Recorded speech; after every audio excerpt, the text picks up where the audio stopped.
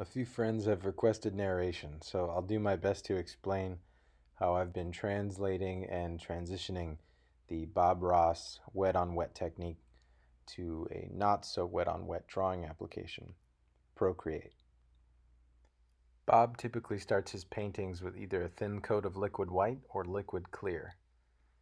The liquid white allows for him to mix paint directly onto the canvas, which is partially what makes his style of painting so appealing to me. It makes mixing colors really simple.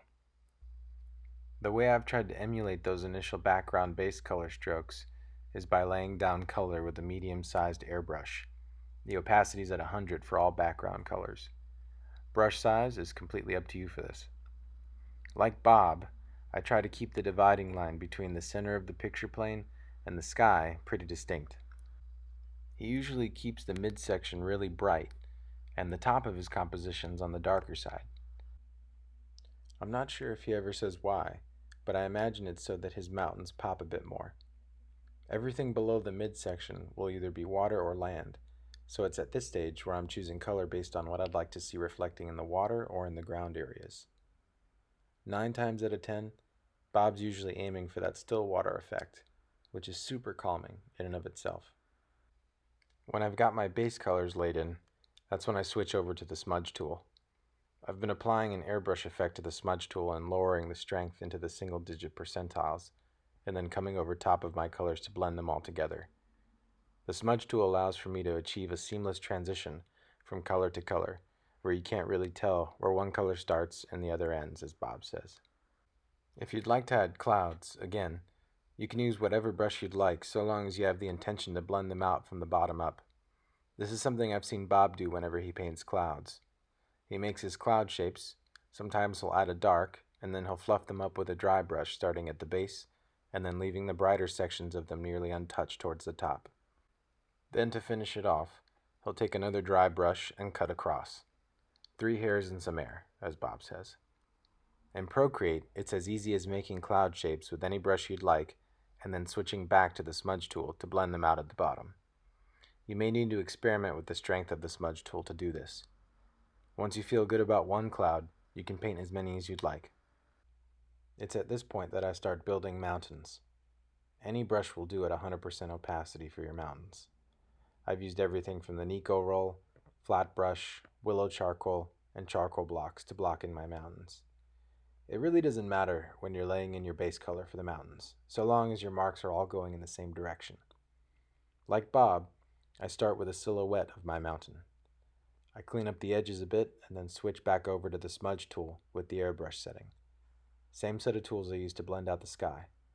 And then in the direction of the mountain, I start pulling and blending the base of the mountain straight into the background colors. Now for the highlights. This is where the brush becomes important. It can be tricky to try and emulate Bob's palette knife, but I've found a brush in Procreate that does it very well. It's called Burnt Tree, and it works like a charm. I use it at 100% opacity and switch its size depending on the peak that I'm building.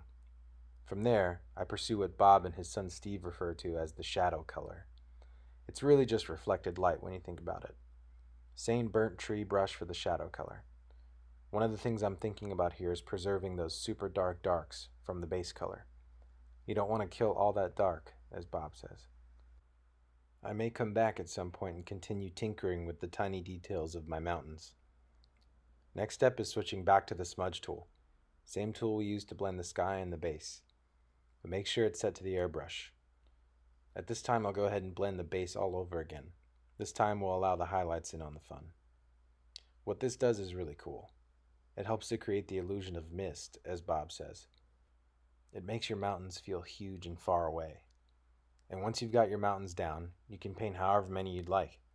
It becomes kind of addicting when you realize just how easy it is to paint mountains in Procreate. A very common next step in Bob's painting are the addition of tree lines at the base of his mountains.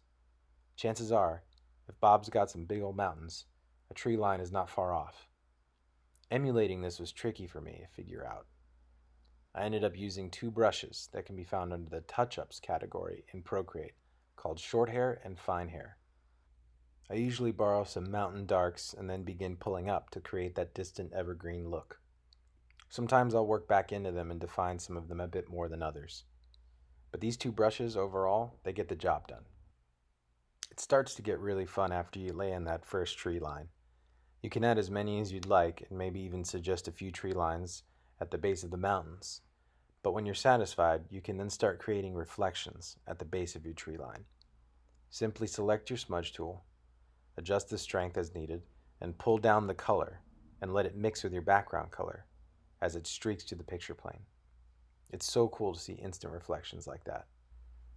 So land masses. These and bushes are the hardest for me to do. I start by blocking in shapes where I feel they should go. Again, your painting is your painting. That's one of the reasons I love watching Bob. It doesn't need to be anything other than what you want it to be. So land masses. As I'm typically painting these while my son is napping, I don't have a lot of time to bring one of these to the finish line. So I usually end up copying and pasting full land masses that I've picked away at for a bit, and I'll either add or take away pieces so that they seem unique to one another. As for the brushes, I switch between willow charcoal, burnt tree, Nico roll, damp brush, old brush, dry brush, and the ink bleed brush for some of the more tedious marks.